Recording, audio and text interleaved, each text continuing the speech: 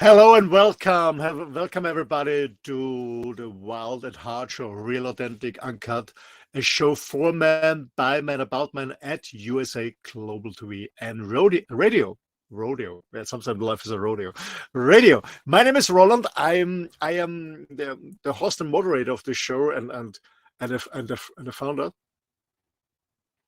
And yeah, I want to welcome you to our next episode. We started a few months ago, so we already come to episode number 30 close.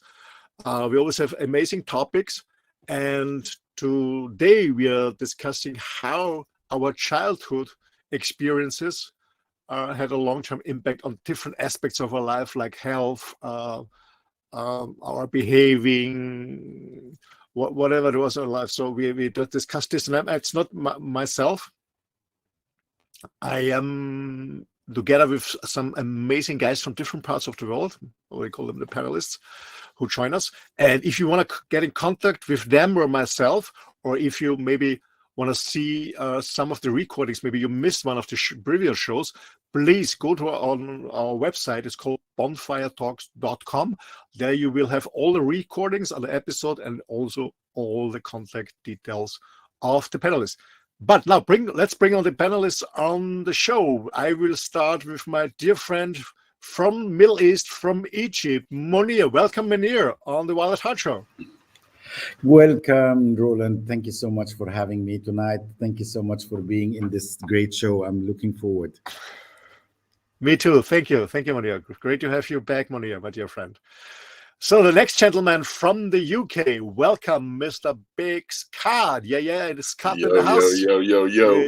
Hi, Scott. How you doing? I'm good. How are you guys? Good. Good to have you on the show again. Yep. And the next gentleman is from Germany. Welcome, my dear friend, Christian. Hi, guys. Good evening to all you guys around the world. Glad to be back. Hi, good evening, good morning, good afternoon, wherever you're joining. I guess Germany, good evening. Hi, how are you doing, Chris? Exactly. Good evening.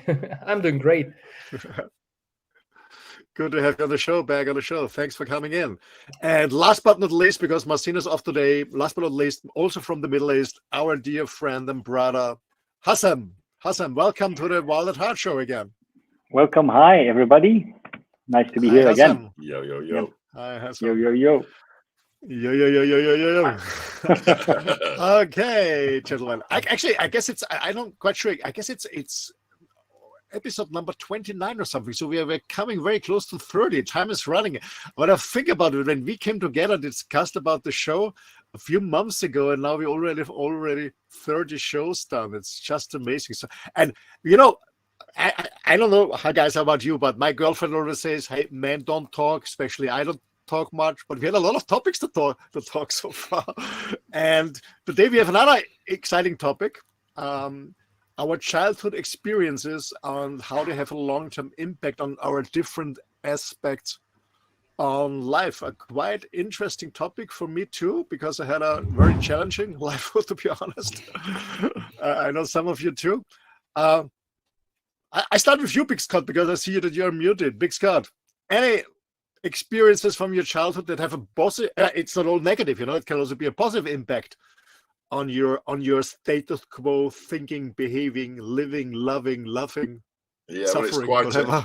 it's quite a broad topic, you know, because my childhood was very, very weird, chaotic, and spasmodic. Because as I've mentioned before, I'm a military child, so I went to 13 schools as a child, so that impacted on me for a long time in my life, because I was never used to having a close community of friends and having people that I've known for 15, 20 years. You know, I love it. My daughter now, I've been living in Wales. It's the longest I've lived anywhere in my life, but she spent her 15 years in one place, and she has a great network of friends and family. And I have friends and people that I see on a daily basis. So it took me a long time from being solitary and just not calling anywhere home, because I was used to just setting up a home as a military child, and then we could be there for 3 years, and then we were moving again, you know, and then we might only be there for 6 months, and then you were moving again. So you never got a time to attach to things. So I learned, one thing that I've learned from my childhood is to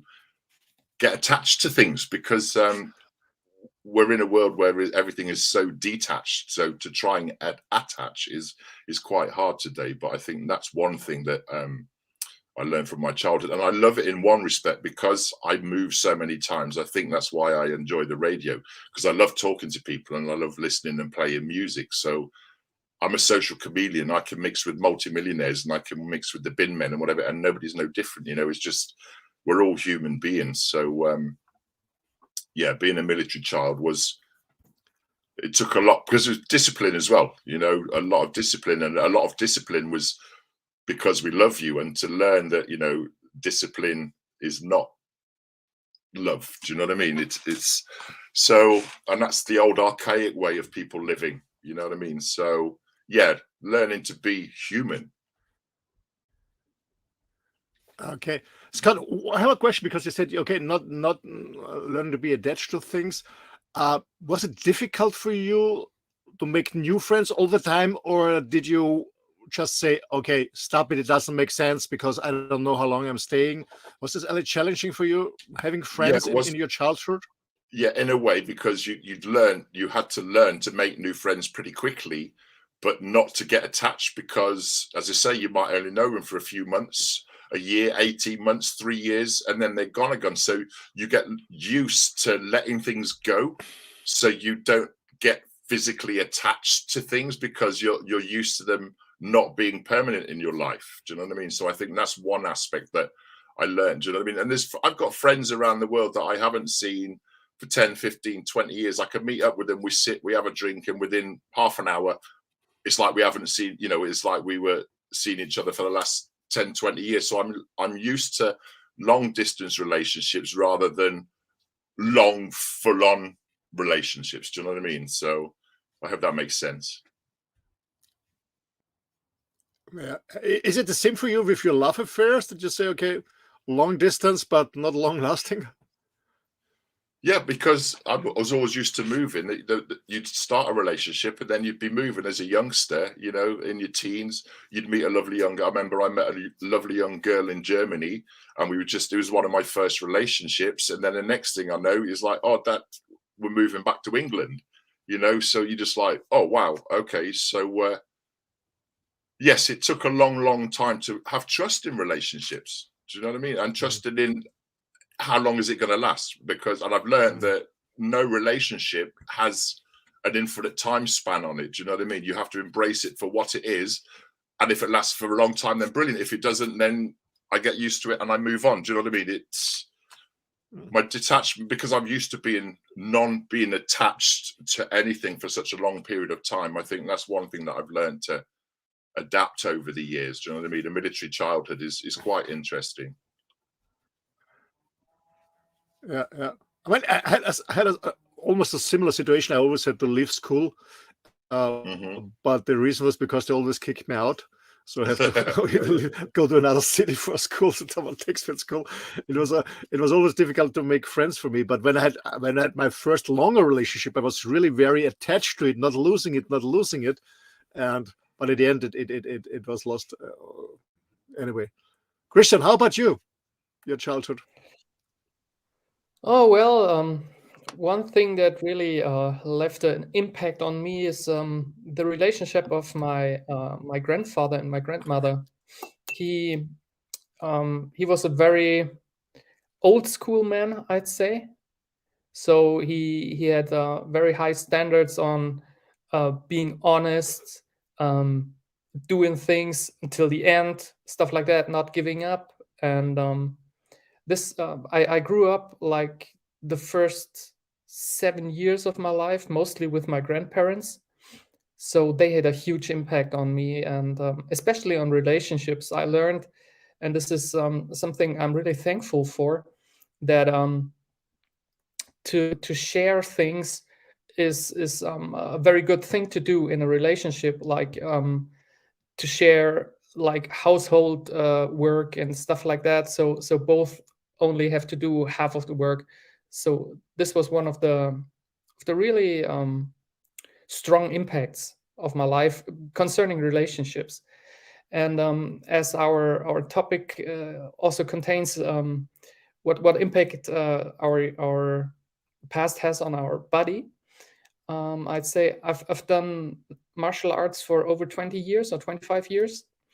And that time had a huge impact, of course, on my body, as I'm used to like move, and I can't stand still for a long time. So I need to move. I have a natural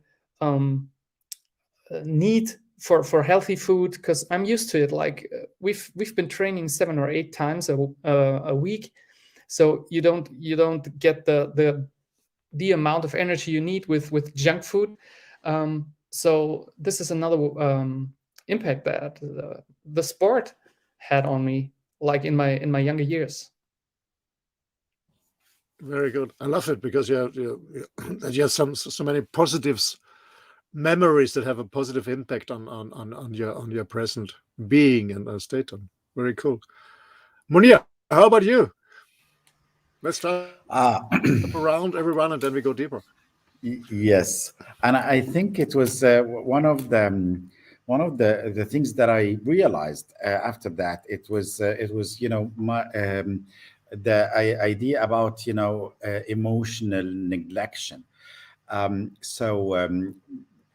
My father and mother were totally different personalities and totally different people. My father was working with the intelligence, so he was this kind of man who is always, looking beyond things, focusing on the details, no emotions, does not really show emotions, and being raised as, in I think everyone, not only in the Middle East, but everyone is that, men does not cry, does not have emotions. You need to be strong all the time. You need to show the perfect thing in front of everyone. So the perfect version of yourself, and always be strong, and all those kind of things.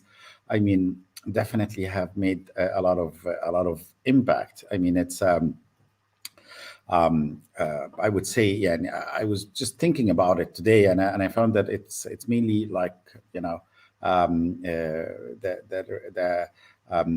the impact on that when we grow up is that I was always burying my own emotions, so I don't need to speak about it.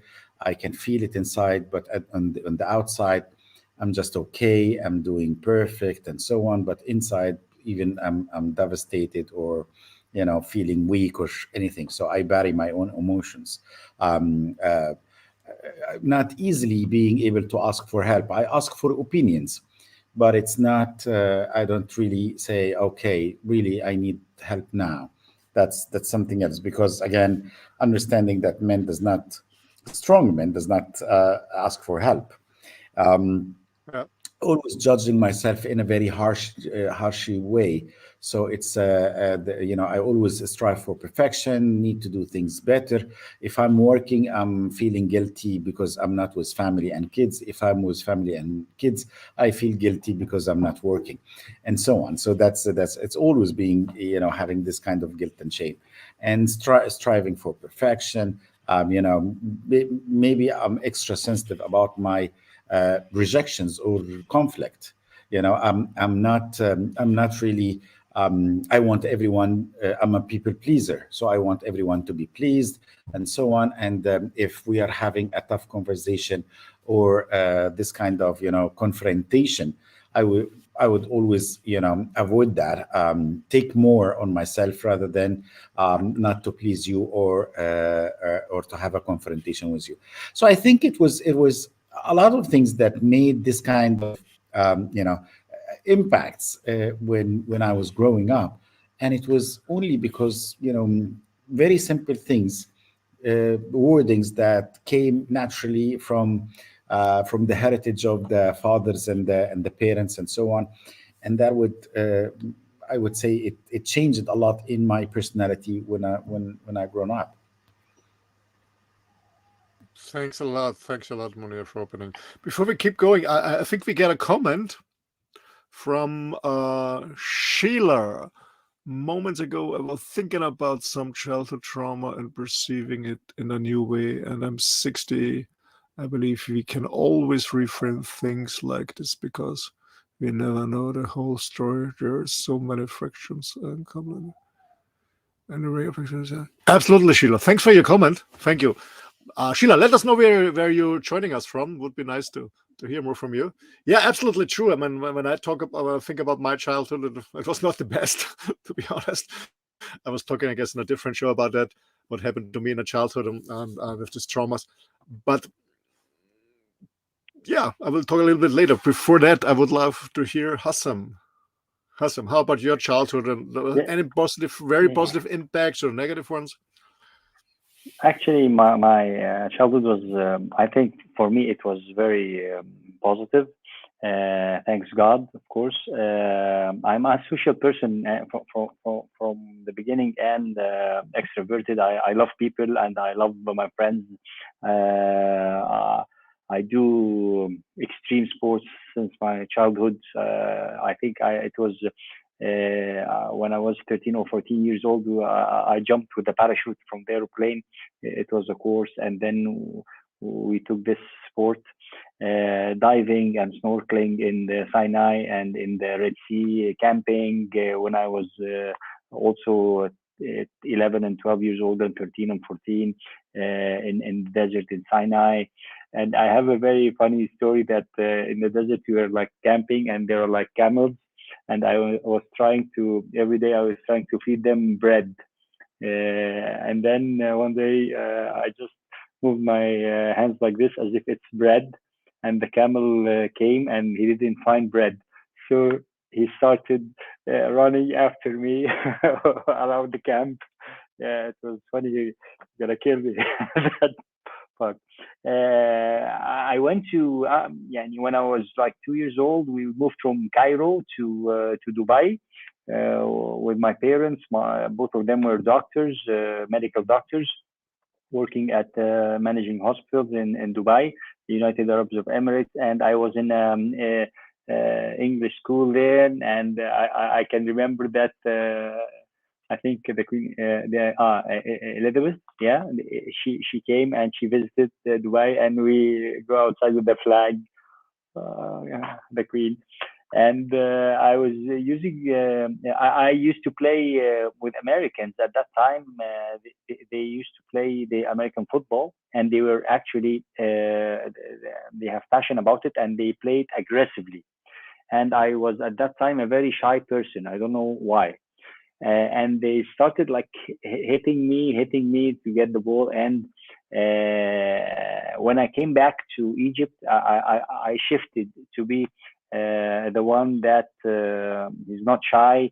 I can go and make a fight with anybody, much more braver. So I think this has impacted my character a lot, that I shifted from being a shy person to a person that can take everything without being shy. That's it. Yeah. You tell us, Roland, about yourself. You were about to say something. Yeah.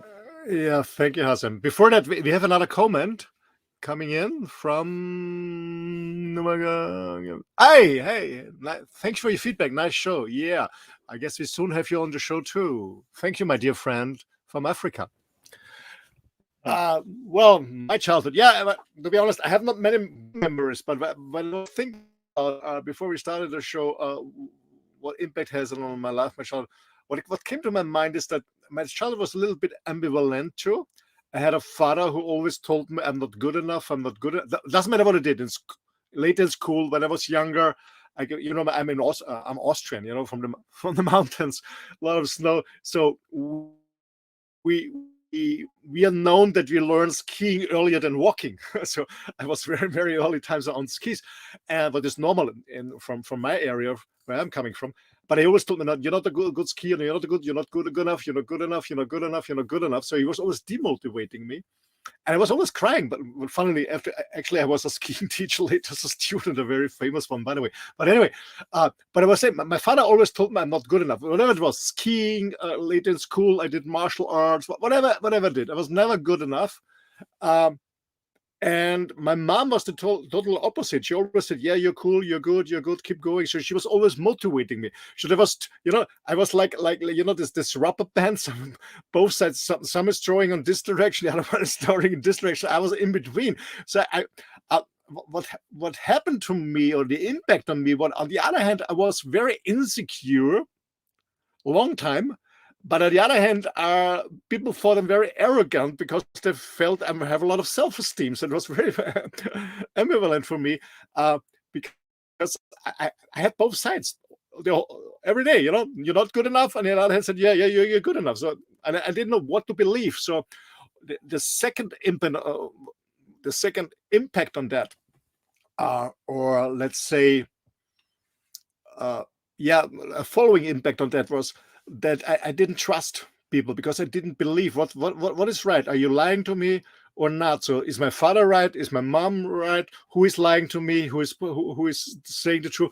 So I had a lot of problems to trust people because of that, because I didn't know what's the truth about me. Are they lying to me? Are they giving me an honest feedback or not? Because I had two different opinions about my behaving, whatever I did. So this was one of my impacts from my childhood, and it took me a long time to work on that, and to find out who I really am, who are my strengths, who are my weak points, and focus on myself. And I also learned it took me a while, to be honest, but I learned it after a while, not to depend on an external feedback. So I just listen to myself and give myself a feedback. I feel comfortable, I'm happy with myself, yes or no, but I don't give much about a feedback from other persons. It's cool when I get somebody. Of course, I always want to improve, but for my self-esteem, I don't need it. I don't need it. That's one of my impacts that I learned, but it was a long journey on that.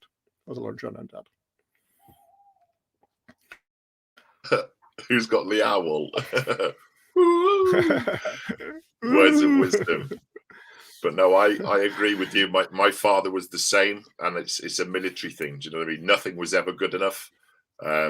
If I went out and bought something, my dad would wait 6 months and buy the next latest thing. So in the end, I just stopped buying things, because he would buy things, and then 6-8 months later, he'd be buying the latest thing. So I was like, yeah, I'll have your hand-me-downs. Do you know what I mean? So I was just like, I turned it to my advantage. But I still struggle with, I think we all struggle with perfection, because what is perfection?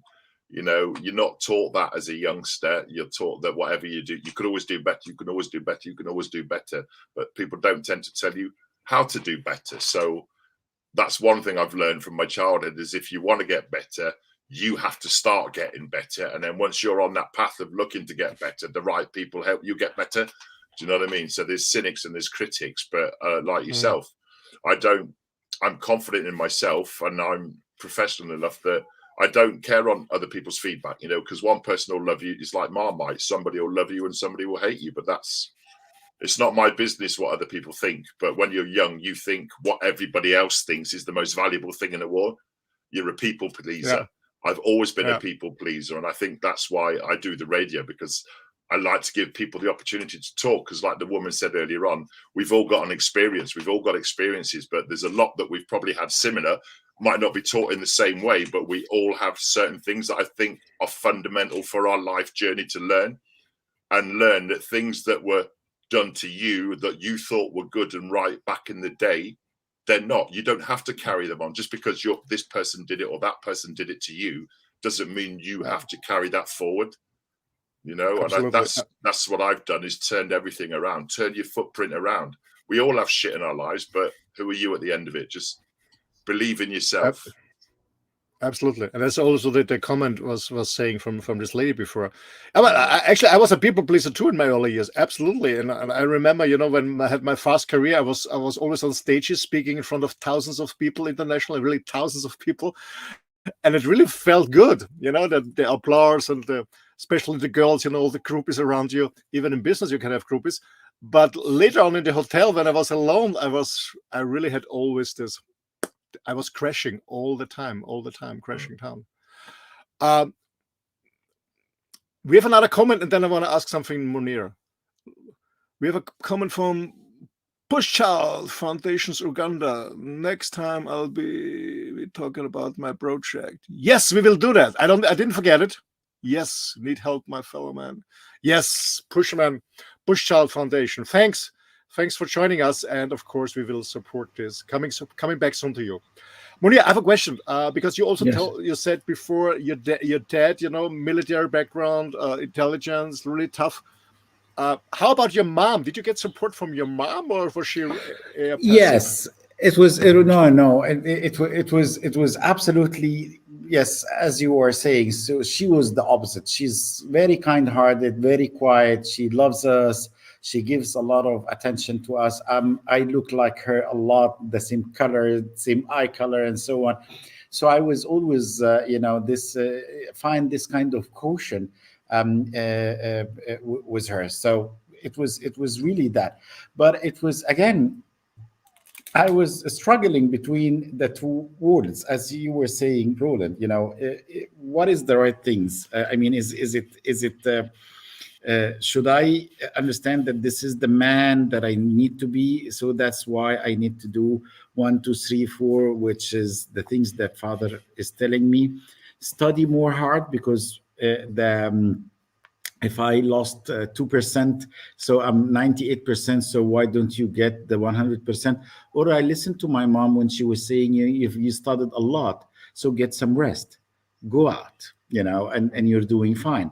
So it was always this kind of struggle, and that's I know that my mom loved me, but I wanted to feel the same from my dad.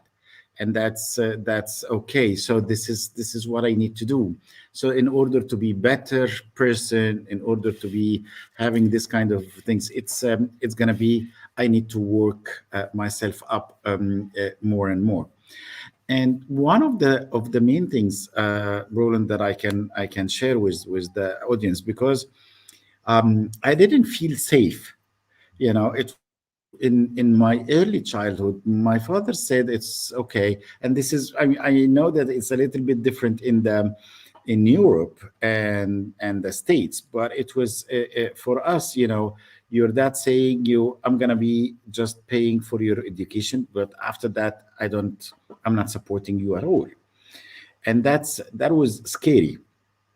The idea of this kind of scary thoughts, I'm not shy now to say it, but I would stay in my bed, thinking about not being able to afford a nice house or a decent car or something like that. It was at that early stages of my life was absolutely scary.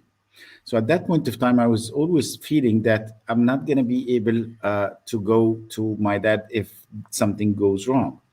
And that means that I don't have this kind of protection, and I don't have this kind of support. So I am by myself. And that means that I need to work hard, study hard. Even during the college, I will just tell you what was as a freshman in college. I was studying in my college, and I was studying in the AUC, and I was studying in the British Council, and I was working. So that's because I don't have time, to pleasure. So I'm working since I was 18. And that explains what I'm doing now. I'm working just to be sure, secure. I don't have time for leisure.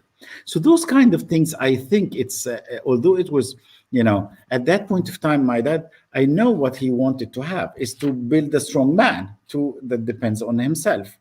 And which is a very good cause, but the way it was done, it was really, maybe that's that what brought this kind of feeling of insecurity and trying to please the dad and understand the things that he wants to have. While I feel that my mom is always supporting and always this kind-hearted, that's it, but she's not going to be able to do more.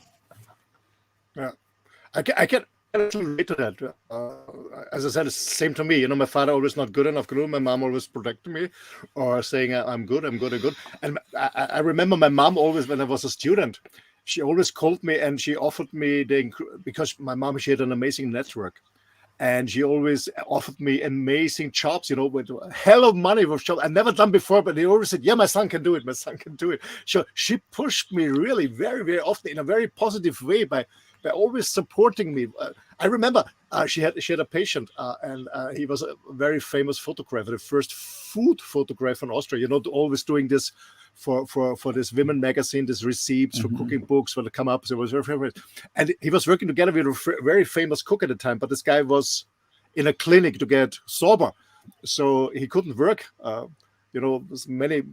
Many 2, 3, 4 Michelin star cooks are drinking or addicted to some other stuff. And he was complaining to my mom, and she said, hey, call my son, he can do that. I was a student, 20 years old.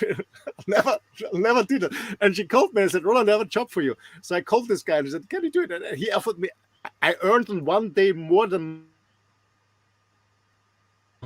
And it was because this was my mom, and that's why my career started. When I look back as an impact, as a positive impact, because my mom, and I had so many jobs. But Roland, we have to stop you. Roland, sorry, we have to stop you. We didn't hear how much you earned. This was the big moment, and we've lost you for a second. Yeah, that's not the most important thing. That's not the most important.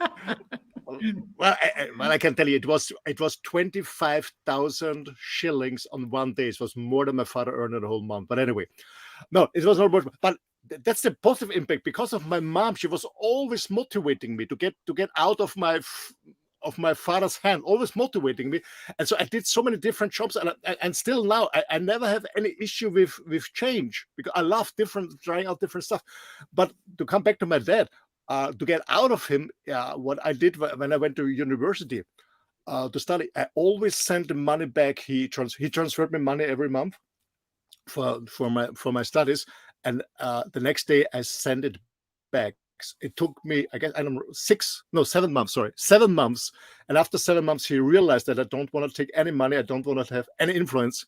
I do my studies in my pace, in my rhythm, whatever I want to do, and without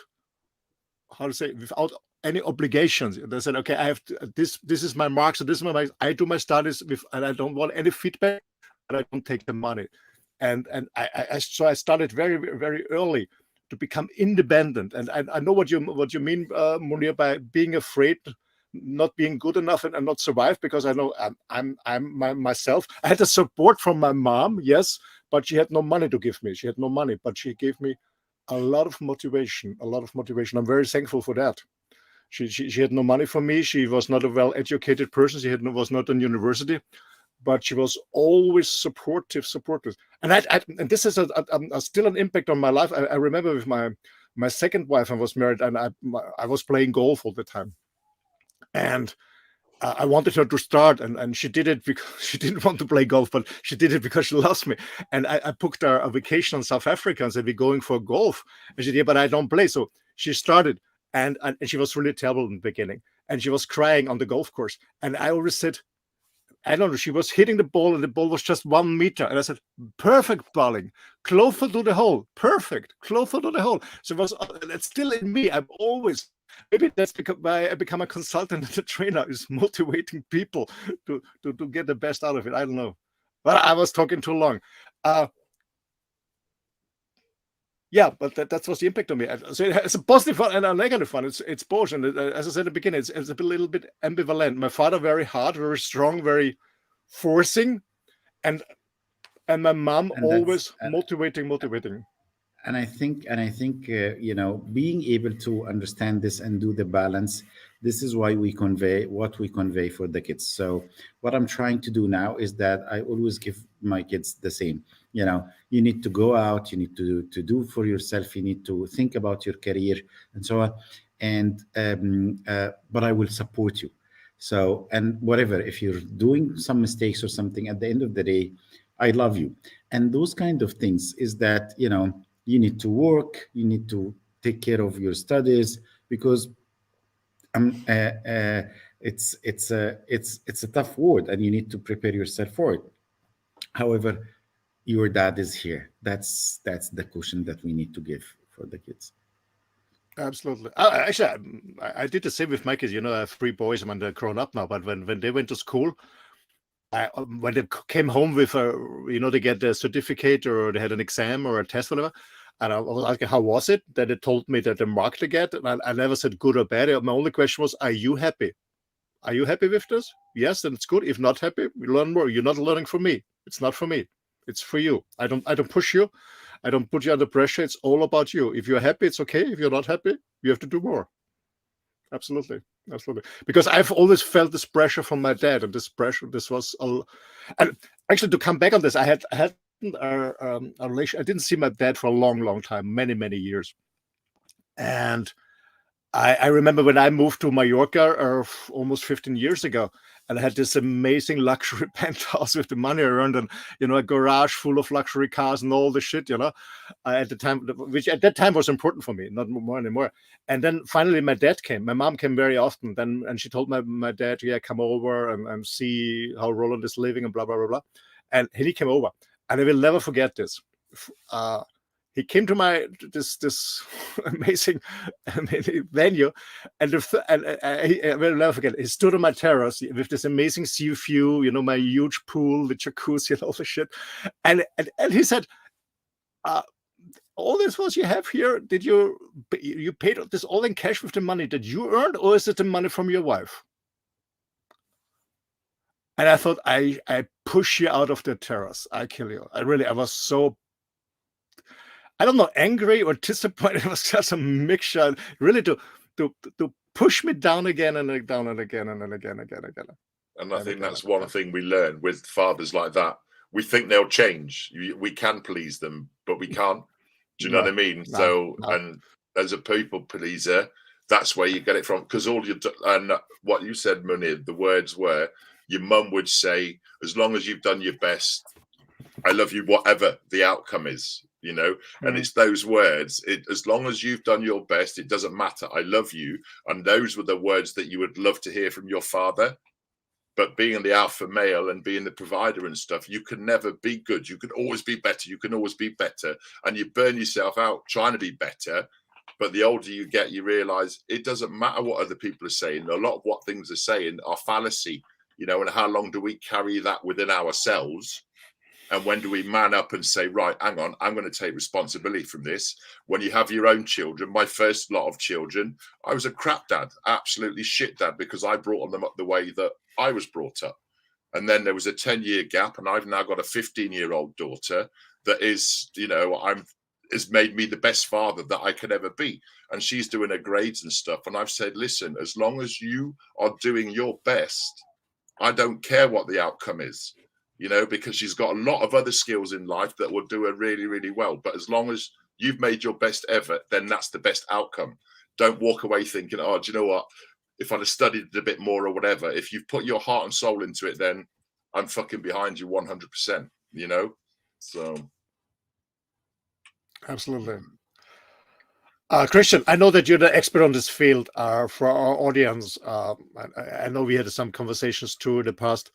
For people like myself, from Mounir, for example, or maybe in the audience, who had this this pressure from the past that still stays with us and has an influence on our behaving, our thinking, our attitude, and our belief system. How can people get rid of this?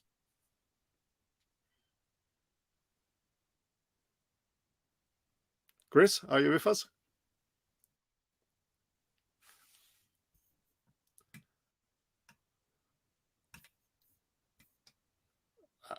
I think he might be frozen.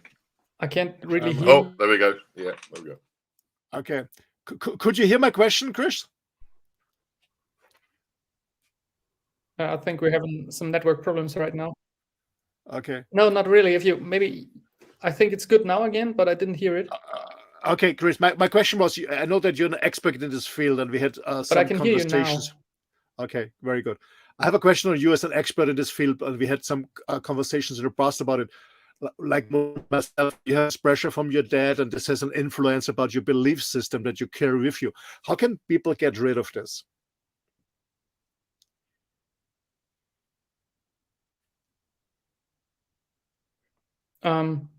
Okay, I hope I get it right. You were asking what kind of influence it has on our belief system? Now, how you can get rid of it? At first, you have to be conscious about it. That's the one thing. As long as you're just living your life along, and you're getting you're running into certain problems, and you're running into them again and again and again, then and this is one of the points why I'm really listening to feedback from other people, because that gives me a kind of chance to reflect myself and to have a kind of social corrective for me not going to be become a total asshole, maybe. So I can adapt my behavior and my thinking, that I'm going well with the other people. And but to refer to your question, the first thing is you have to be aware of what you are doing, and you have to be aware, is this really your behavior that you want to be, or is it something your brain just learned in the past, and is if it's getting fired with a trigger, and just this behavior playing like a program that is executed by enter, and then this behavior comes. So there's one of the books I like very much, that the author Robert Anthony Wilson, he's saying we're humans, kind of like robots. We're playing certain programs when we are hit by a certain trigger. Well, yes, I can say it just the third time. It's you have to be aware of this what you're doing, and that it's not your behavior, but it's the behavior you learn from somebody else. And back to the story, like what your parents did, like stretching you like this rubber band. I, for myself, had the experience that my parents weren't really caring about me. I was in school, and then went out and have my first apprenticeship, and they never really cared. I was never asked, how is it there? How you doing? Stuff like that. Most of the time I was on my own. So I learned to be, I never felt like I think it was Hasim said that he didn't feel secure. I can rely on that. I never felt secure because I had nobody to hold on. Because my grandparent, he died quite soon. He was the one male role model I can really refer to and rely on. But my father and my mother, they weren't angry on me or stuff like that, but they were like quite cool. I can never remember like somebody telling me I love you or stuff like that. That never happened. Not from my parents. There was no hugging time or stuff like that. We didn't have that. I learned that later in my life. I can absolutely relate to that. But isn't this? I ask you the other guys because we are more or less in the same age range. Isn't it this of our generation that our parents haven't been used to hug and express emotions? On the other hand, very, very busy in building up their career, especially in Europe after the war, building up a new economy. Did you experience the same? Because I also haven't been hugged, or I never heard I love you or something like that. I think I don't remember. Our parents were from an old school. Do you know what I mean? So things that we don't accept today, or we want to see change, things as a kid, I was like, oh, I don't want to be like my dad. I'll never say that. I'll never do that.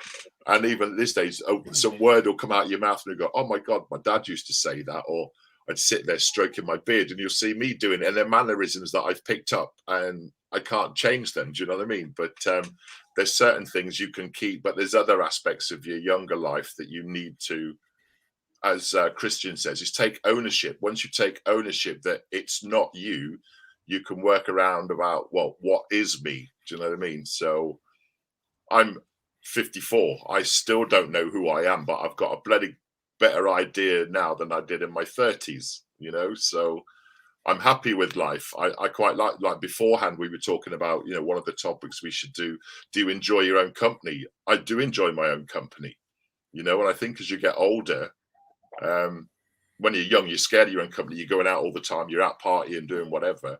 But sometimes I like just sitting in my house and doing nothing. Do you know what I mean? And not feeling guilty for it. That's the thing. Mm. We're the one that put the guilt on ourselves. If we take that time off from work to spend an hour with the kids, we feel guilty all the time that we've taken that hour off. So what was the point of taking that bloody hour off in the first place? Just fucking do it, you know, just do it, you know. So who we put the guilt on ourselves, you know, and we can put a lot of guilt from the past. We can blame the past for our guilt. But then once you take ownership of it, you can't blame the past anymore. Then you become yourself. And that's what they have learned. Invest in yourself. Invest in yourself. Yeah. That's absolutely learning. I remember I was always working on a career since I'm 15. Yeah, besides school, besides university, always working, really working. All my friends partying. I was working, and then I get married very early. Had my kids very early, but I still keep going, working. I said, no, I do it for you. I do it for you. Keep going. No break, no vacation. I had this lovely, condomio, holiday department in Italy. My family went there, but I had no time. I was always working. But then I absolutely get a lesson. I was hit by a car. And it took me out of the game for 6 months in hospital, then rehab and all this stuff. So it took me out of the game. And this was a lesson for me. And I said, okay, and now I'm lying here in bed. I cannot move. I can't do anything. Poof. So it gave me a lesson. It gave me a lesson. Sometimes when we don't listen, life gives a lesson. Absolutely. Hey, guys, unfortunately, we are running out of time.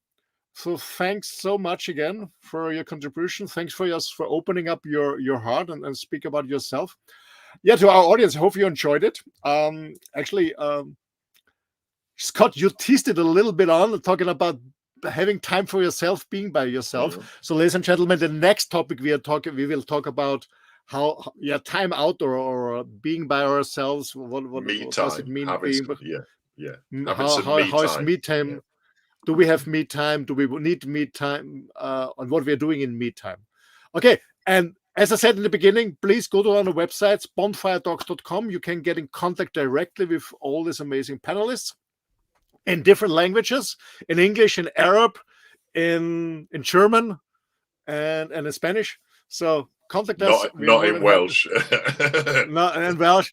And with Marcin also in Polish. Okay. And if you have any idea, ladies and gentlemen, for another topic that you want to have to discuss here by the panelists, please also let us know. So thanks again. Next Wednesday, same time, same procedure. Thanks, guys. Bye-bye. Bye. Ciao. Bye, guys. Ciao. Bye. Good night. Bye.